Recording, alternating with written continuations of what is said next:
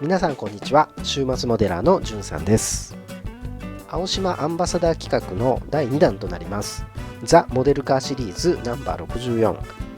24分の1マツダサバンナ RX7 FC3S1989 の制作風景をアップしていきたいと思います。2月下旬から制作を開始して Twitter の方では随時制作状況をアップしておりましたが、先日完成をいたしましたので、溜まっていた撮影データを少しずつ編集してアップしていこうと思います。そしてこの RX7 を5月13日14日の静岡ホビーショー2023の会場で青島さんの企業ブースで展示していただけることになっております。ホビーショー当日までにこの動画シリーズが完結するかどうかは分かりませんが、会場にお越しになる方はぜひ僕の RX7 も見ていってくださいね。僕にとって2ヶ月間で1台完成させるっていうのは結構なハイペースで、制作優先で進めてきたので動画編集の時間があんまり取れてなくて、撮影データがどんどん増えてえらいことになってます。とりあえずシャシー編、内装編、ボディ編っていう感じで何回かに分けて制作の記録動画をアップしていこうと思いますので、購入を検討されている方とかこれから制作をしようとされている方、何か参考になれば幸いと思っております。第1回は開封からシャシー仮組みまでの様子をお送りしたいと思います。それでは本編どうぞよろしくお願いします。パッケージはこんな感じです。赤いボディのイラストがかっこいいですよね。マシンの説明もワクワクしてきます。ブリスターフェンダーを備えたグラマラスなボディ、伝統のリトラクタブルライト、フロントサスはストラット、リアはマルチリンクサス。このキットは85年の前期モデルと89年の後期モデルを選んで組み立てることができるようになっています。さらに左ハンドル仕様にもできるパーツも入ってますね。内容物を並べてみます。ボディの袋も入れて5つの袋に分かれてますね。パーツ数多いように見えますが、前期後期と左ハンドル用パーツなど使用しないものもありますので、実際に使うパーツは少ない印象です。今回はシャシーの仮組みの様子をお送りしたいと思います。説明書ではこの辺りですね。前後サスペンションユニットを作ってシャシーに取り付けるスタイルです。パーツを切り出して整えていきます。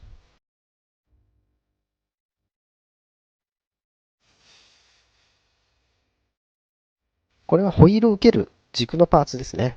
こういう小さいパーツは妖怪に隠されがちなので、こういうケースにしっかり入れて保護しておきます。ちなみにこれは100円ショップで売ってるアクセサリーとか収納するケースですね。透明なのでどこに何を入れたか分かりやすくて便利です。スプリングとダンパーのパーツ。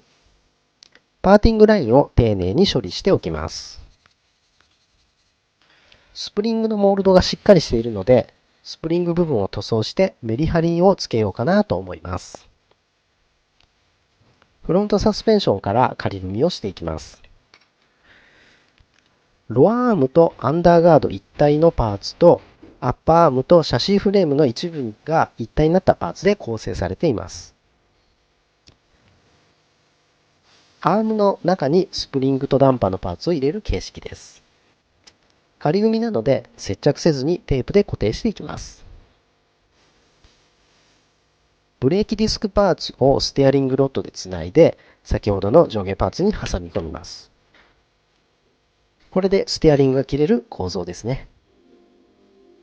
ステアリングの構造がシャシーと別になっているのは面白いですよね。ストラット式サスペンションの特徴がよく分かって面白いです。あと、このキットと関係ないですけど、モータライズキットだとステアリングロッドにギザギザがついてて、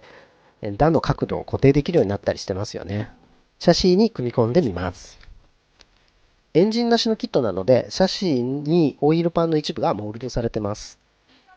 オイルパンはアンダーガードをつけても見えるようになってますね。シャシーに組み込むことで、サスペンションとエンジン、トランスミッションのつながりが生まれてきます。こうメカメカ感が出てきて嬉しいですよね。続いてリアサスの方も仮組みをしていきます。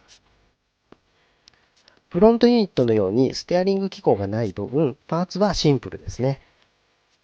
アッパーアーム、ロアアーム、シャフトアームで構成されていて、アームでシャフトパーツを挟み込む形式です。スプリングとダンパーパーツを通してシャシーに固定するスタイルですね。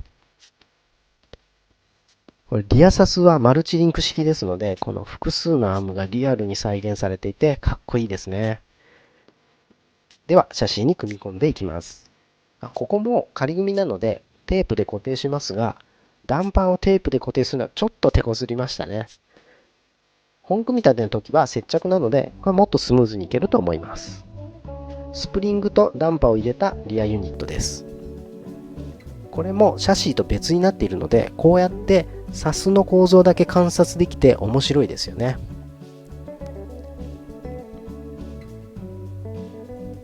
はい、シャシーに組み込みました。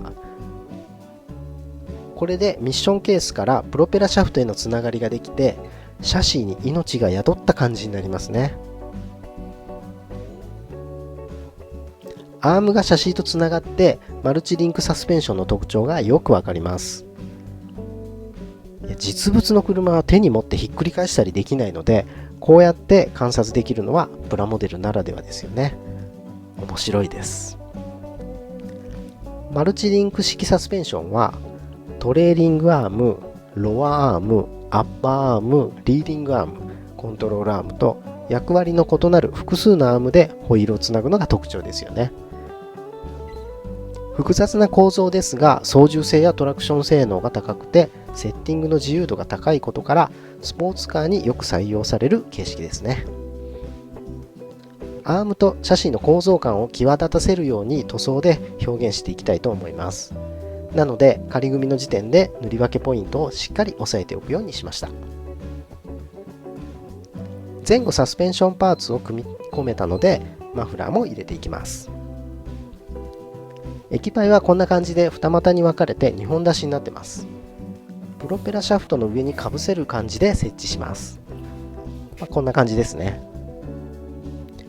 構造物が1つ増えるだけでかなり実写の感じが増しますね。エンジンなしキットなので液マニ部分がシャシーにモールドされていて、そこに液パイをつなげるような形になります。本組み立ての時に液パイと接合部分が浮かないように注意したいと思います。マフラーの先っぽを取り付けて、これでシャシー組み立てが完了です。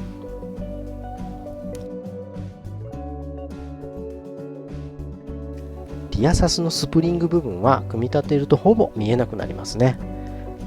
でもしっかりスプリングは塗り分けようと思います。このびっしり詰まった構造感が好きなんですよね。マルチリンク式サスペンションの構造を上下2パーツで収めているのがいいですよね。シャシーって完成した後ほとんど見えないんですけど、ここがしっかり再現されてるキットっていうのはやっぱり嬉しいですよね。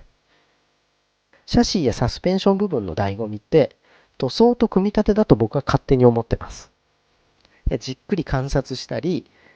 塗ったり組み立てたりするのがこの辺りのパーツの最大の楽しみかなと思います。なので完成した後ほとんど見えないのになんか一生懸命細かく塗り分けたりとか綺麗に処理して組み立てたりしたくなるんですよね。はい、フロントのステアリングもバッチリ切れてますね。